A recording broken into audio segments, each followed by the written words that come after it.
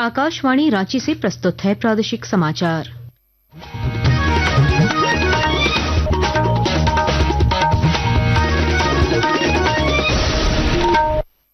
नमस्कार, प्रादेशिक समाचारों के साथ मैं कामिनी। पहले मुख्य समाचार। सीपी राधाकृष्णन चुने गए देश के 15वें उपराष्ट्रपति। इंडिया ब्लॉक के उम्मीदवार बी सुदर्शन रेड्डी को 152 वोट से हराया। झारखंड हाईकोर्ट ने राज्य में बालू घाटों और लघु खनिजों के आवंटन पर लगाई रोक। पेसा नियमावली लागू नहीं करने पर जताई नाराजगी। सीबीआई ने भ्रष्टाचार के खिलाफ की कड़ी कार्रवाई। सीसीएल की रामगढ़ दिद्दी कोल परियोजना के सुरक्षा पदाधिकारी समेत 7 को किया गिरफ्तार। जेपीएससी ने जारी किया नवनियुक्ति परीक्षाओं का कैलेंडर। झारखंड पात्रता परीक्षा के लिए 16 सितंबर से भरे जाएंगे आवेदन। और 69वीं राष्ट्रीय स्कूली खेल प्रतियोगिता में भाग लेने वाली झारखंड टीम के गठन के लिए कल होने वाले ओपन चयन ट्रायल स्थगित। और अब समाचार विस्तार से। झारखंड के पूर्व राज्यपाल और महाराष्ट्र के वर्तमान राज्यपाल सीपी राधाकृष्णन देश के 15वें उपराष्ट्रपति चुने गए हैं। एनडीए उम्मीदवार श्री राधाकृष्णन ने विपक्ष के प्रत्याशी बी सुदर्शन रेड्डी को 152 मतों के अंतर से हराया। राधाकृष्णन को 452 वोट मिले, जबकि रेड्डी के पक्ष में 300 वोट पड़े। एक रिपोर्ट। राष्ट्रीय स्वयंसेवक संघ और भारतीय जनता पार्टी से गहराई से जुड़े रहे श्री राधाकृष्णन के पास लंबा राजनीतिक और प्रशासनिक अनुभव है, जो उन्हें राज्यसभा के पदेन सभापति की भूमिका निभाने में सहायक सिद्ध होगा। मधुर भाषी और विवादों से दूर रहे 67 वर्षीय श्री राधाकृष्णन उपराष्ट्रपति जगदीप धनखड़ की जगह लेंगे। समाचार कक्ष से अमीषा।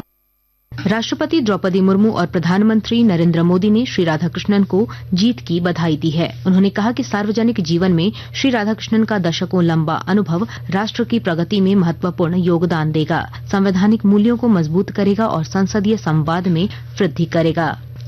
झारखंड के पूर्व राज्यपाल सीपी राधाकृष्णन के उपराष्ट्रपति निर्वाचित होने से राज्य में उत्साह है। राज्यपाल संतोष कुमार गंगवार, मुख्यमंत्री हेमंत सोरेन और नेता प्रतिपक्ष बाबूलाल मरांडी समेत कई नेताओं ने श्री राधाकृष्णन को बधाई दी है। नेता प्रतिपक्ष बाबूलाल मरांडी ने कहा कि झारखंड के 2 राज्यपालों का राष्ट्रपति और उपराष्ट्रपति पद पर आसीन होना राज्य के लिए गर्व की बात है। मुझे काफी प्रसन्नता है, खुशी है, क्योंकि झारखंड में वो राज्यपाल बनकर के आए और आज वो देश के उपराष्ट्रपति बने। उसके लिए हमारी ओर से बहुत बहुत बधाई और शुभकामनाएं। प्रधानमंत्री नरेंद्र मोदी ने स्वतंत्रता दिवस पर लाल किले की प्राचीर से दीपावली तक अगली पीढ़ी के जीएसटी सुधारों की घोषणा की। 3 सितंबर को जीएसटी परिषद के आम आदमी पर ध्यान केंद्रित करते हुए दरों को युक्तिसंगत बनाने की स्वीकृति दी गई। आज हम हस्तशिल्प क्षेत्र के लिए किए गए जीएसटी सुधारों की बात कर रहे हैं। एक रिपोर्ट। सरकार ने हस्तशिल्प वस्तुओं पर जीएसटी दर को 12% से घटाकर 5% कर दिया है। इस कदम से कारीगरों और पारंपरिक शिल्प क्षेत्र को बड़ा प्रोत्साहन मिलेगा। इस कदम का उद्देश्य भारतीय हस्तशिल्प को उपभोक्ताओं के लिए अधिक सुलभ और वैश्विक बाजार में अधिक प्रतिस्पर्धी बनाना है। इस कदम से सरकार का लक्ष्य भारत की सांस्कृतिक अर्थव्यवस्थाओं को मजबूत करना, ग्रामीण आजीविकाओं को सहारा देना और सदियों पुरानी शिल्प परंपराओं को संरक्षित करना है। रोहन के साथ ईशानी यादव, आकाशवाणी समाचार, दिल्ली। केंद्र सरकार ने 1994 बैच के झारखंड कैडर की आईपीएस अधिकारी संपत मीणा को केंद्रीय अन्वेषण ब्यूरो सीबीआई का विशेष निदेशक नियुक्त किया है। कार्मिक, लोक शिकायत और पेंशन मंत्रालय ने उनकी नियुक्ति को मंजूरी दी है। आकाशवाणी रांची के प्रादेशिक समाचार एकांश में आकस्मिक प्रसारण सहायक का पैनल बनाने के लिए आवेदन पत्र आमंत्रित किया गया है। इस संदर्भ में योग्य उम्मीदवार आकाशवाणी की वेबसाइट newsonair.gov.in और प्रसारभारती.gov.in के वैकेंसी सेक्शन और प्रादेशिक समाचार एकांश के एक्स हैंडल @AIR News_Ranchi से प्रकाशित विज्ञापन डाउनलोड कर सकते हैं। योग्य उम्मीदवार अपना आवेदन 10 सितंबर 2025 तक उप महानिदेशक सह कार्यालय प्रमुख आकाशवाणी, रातू रोड, रांची, पिन संख्या 834001 के पते पर स्पीड पोस्ट से भेज सकते हैं।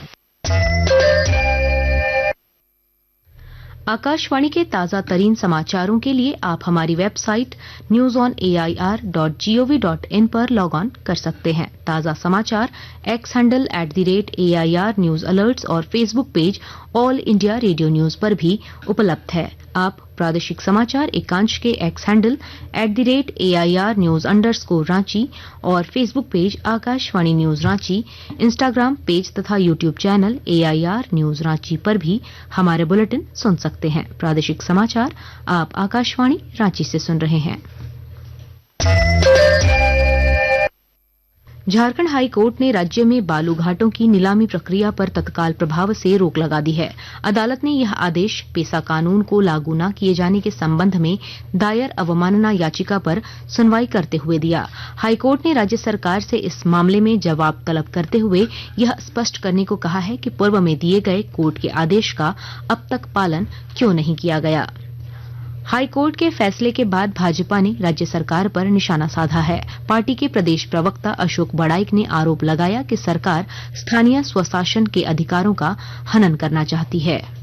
बालू घाट की नीलामी वो पेशा कानून के अंतर्गत, वो ग्राम प्रधान ग्राम पंचायत के अंतर्गत वो बालू घाट आता, उससे बचने के लिए, ये माफियाओं को सुविधा देने के लिए ये बालू घाट की नीलामी को पेशा कानून लागू होने से पहले इन लोगों ने करने का काम किया। इधर कांग्रेस ने कहा है कि सरकार राज्य में पेसा कानून लागू करने को लेकर प्रतिबद्ध है। पार्टी के प्रदेश मीडिया प्रभारी राकेश सिन्हा ने आरोप लगाया कि भाजपा विकास कार्यों में बाधा पहुंचा रही है। पेशा कानून को लेकर के सरकार पूरी सकारात्मक दृष्टिकोण अपनाई हुई थी। सरकार पूरी प्रतिबद्धता के साथ यह चाह रही है कि पेशा कानून इस राज्य में लागू हो। दुखद बात यह है कि अब भारतीय जनता पार्टी ने आज तक पेशा कानून पर कभी एक बात तक नहीं करवाई और आज वो पेशा कानून पर विधवा विलाप। सीबीआई की रांची एंटी करप्शन ब्रांच ने कोल ट्रांसपोर्टिंग वसूली मामले में 7 लोगों को गिरफ्तार कर जेल भेज दिया है। इन सभी पर रामगढ़ के गिद्दी एरिया में कोयला कारोबारियों से कमीशन के नाम पर अवैध वसूली करने के आरोप हैं। सीबीआई ने सीसीएल के सुरक्षा अधिकारी अनिल कुमार और कर्मचारी दीपक कुमार और नरेश कुमार के अलावा 3 लिफ्टरों को भी गिरफ्तार किया है। झारखंड लोक सेवा आयोग जेपीएससी ने 9 नियुक्ति परीक्षाओं का कैलेंडर जारी कर दिया है। राज्य में उप समाहर्ता के पदों पर नियुक्ति के लिए 6ठी सीमित प्रतियोगिता परीक्षा 7 वर्ष बाद होगी।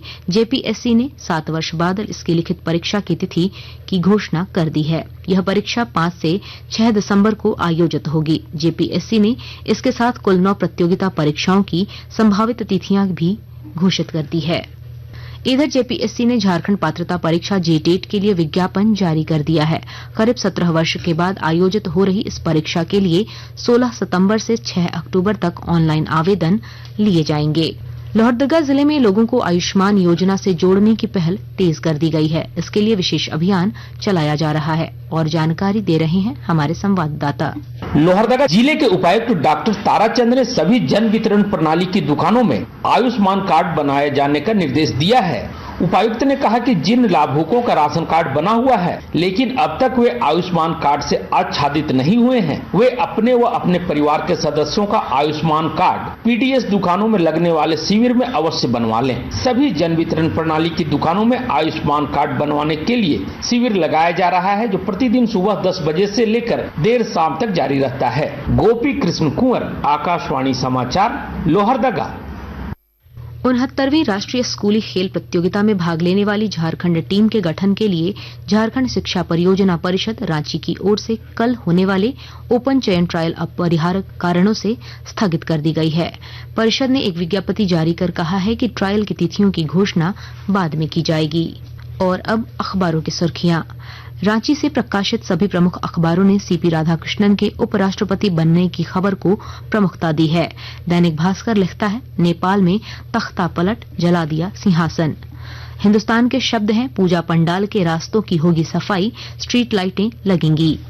प्रभात खबर ने लिखा है, धनबाद डीसी व अन्य पर सदन की अवमानना का आरोप। दैनिक जागरण लिखता है, 18,000 करोड़ से अधिक जमा है सरकारी विभागों के पीएल खाते में। अंत में मुख्य समाचार एक बार फिर। सीपी राधाकृष्णन चुने गए देश के 15वें उपराष्ट्रपति। इंडिया ब्लॉक के उम्मीदवार बी सुदर्शन रेड्डी को 152 वोट से हराया। झारखंड हाईकोर्ट ने राज्य में बालू घाटों और लघु खनिजों के आवंटन पर लगाई रोक। पेसा नियमावली लागू नहीं करने पर जताई नाराजगी। सीबीआई ने भ्रष्टाचार के खिलाफ की कड़ी कार्रवाई। सीसीएल की रामगढ़ गिद्दी कोल परियोजना के सुरक्षा पदाधिकारी समेत 7 को किया गिरफ्तार। जेपीएससी ने जारी किया नवनियुक्ति परीक्षाओं का कैलेंडर। झारखंड पात्रता परीक्षा के लिए 16 सितंबर से भरे जाएंगे आवेदन। और 69वीं राष्ट्रीय स्कूली खेल प्रतियोगिता में भाग लेने वाली झारखंड टीम के गठन के लिए कल होने वाले ओपन चयन ट्रायल स्थगित। इसके साथ ही आकाशवाणी रांची से प्रादेशिक समाचार का ये बुलेटिन समाप्त हुआ। अगला प्रादेशिक मुख्य समाचार 10 बजे प्रसारित किया जाएगा। नमस्कार।